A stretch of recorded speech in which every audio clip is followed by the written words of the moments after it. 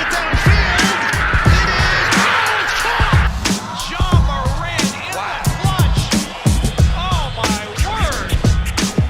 Oh, my God. Deep to right field. Way up there. And way out of here. Down the sideline, Jefferson. Another huge run. Jalen Red broke tackle, stayed on his feet.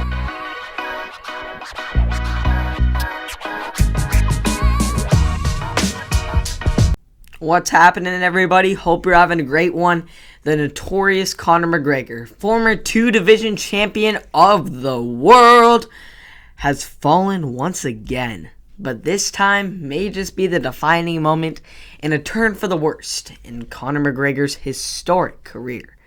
His professional fighting record is now 22-6 after he landed awkwardly on his ankle following a combination, fracturing his leg, forcing a doctor stoppage, and ultimately an end of the fight by injury TKO, declaring Dustin Poirier the winner in unforeseen fashion.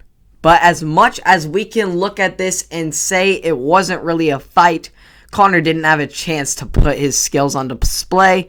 A win is still a win, and a loss is still a loss. And with that loss, McGregor has now lost 3 of his last 4 fights and 4 of his last 6. And his record now at the lightweight division is 1-3. For a former two-division champion, that brings up some concern and certainly doesn't create much optimism. Freak injury or not, there didn't seem to me much of a mystery on how this trilogy fight would have played out. McGregor's fast start showed that he was mostly wanting to bring back his kicking game and get back into the feel of things, be aggressive, which was awesome to see, and set the tone of the fight. That was great to see out of Conor. But Poirier eventually slowed down the pace of the fight before starting to land clean punches and eventually dominating McGregor on the ground on the edge of the octagon. Not to mention, 2 of the 3 official ringside judges had scored the opening round 10-8 in the favor of Poirier before McGregor's broken tibia brought the fight to a close. Poirier was on his way to another win over McGregor, and there was not much doubt about that or the outcome of this fight. Poirier was in better shape, more conditioned, the better fighter right now. And it's unfortunate to see the success of McGregor fall, but right now I cannot say that McGregor is an elite fighter in the lightweight division. He has fought at the weight 4 times in the UFC, winning the title from Eddie Alvarez in 2016, and then never defending it, losing 3 straight fights by stoppage. Yes, of course, those losses came against 2 of the best fighters in the world, and Khabib Nurmagomedov and Poirier, now twice now.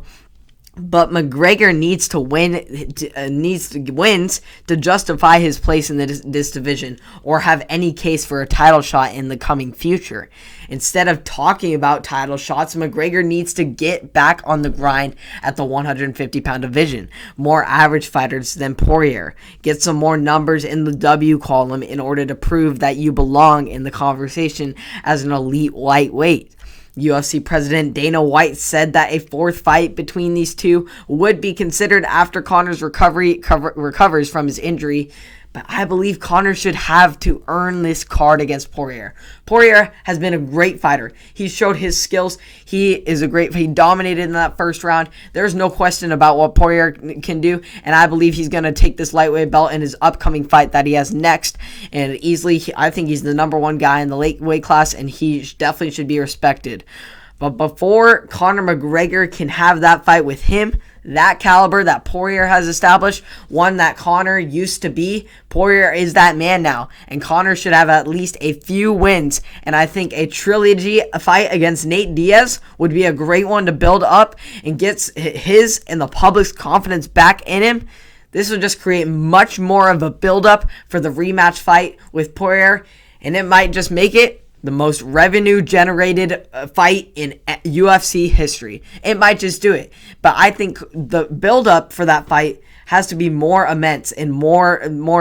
Conor has to get more fights, more wins, more hype built under him, because right now it's not very good.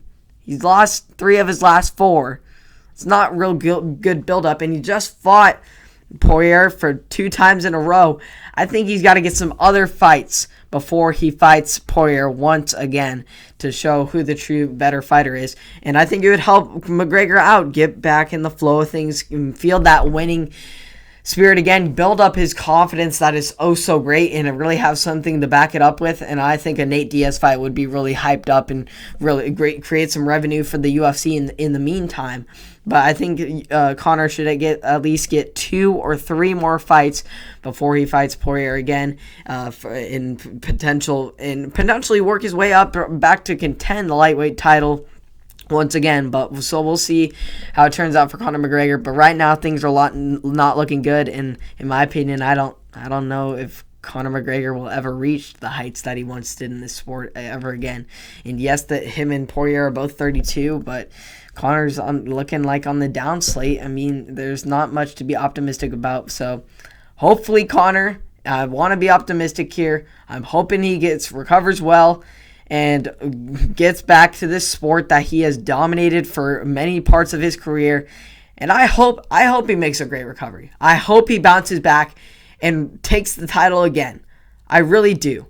But from an honest perspective, I just don't see it happening. I see young guys coming up, Poirier at the top right now, and I don't know if McGregor will ever get back to the heights that he once was in this sport. But you can disagree with me or agree with me down in the comments, and much more left to debate. But I'm really sad to see this fight end like this, especially for the people that paid for it. I ended up not paying for it, almost did, but ended up not. So that's the best non-purchase of my life, not having to witness a fight that was so built up just ended in injury TKO. So we'll see how the rest of this UFC season goes. I'm excited to see Poirier fight for the lightweight division title, which I think he will win. And we'll see how former UFC 2 division champ Conor McGregor recover from this surgery and this injury, and see if he can contend with the best of the best once again. But heck, he may even I think Poirier is the man that might be able to get Khabib out of retirement. But that's left for another conversation in another episode. So hope you all enjoyed. You can catch it all on Apple Podcasts, Spotify, and or YouTube. And I'll see you all in the next one. Have a great rest of your night.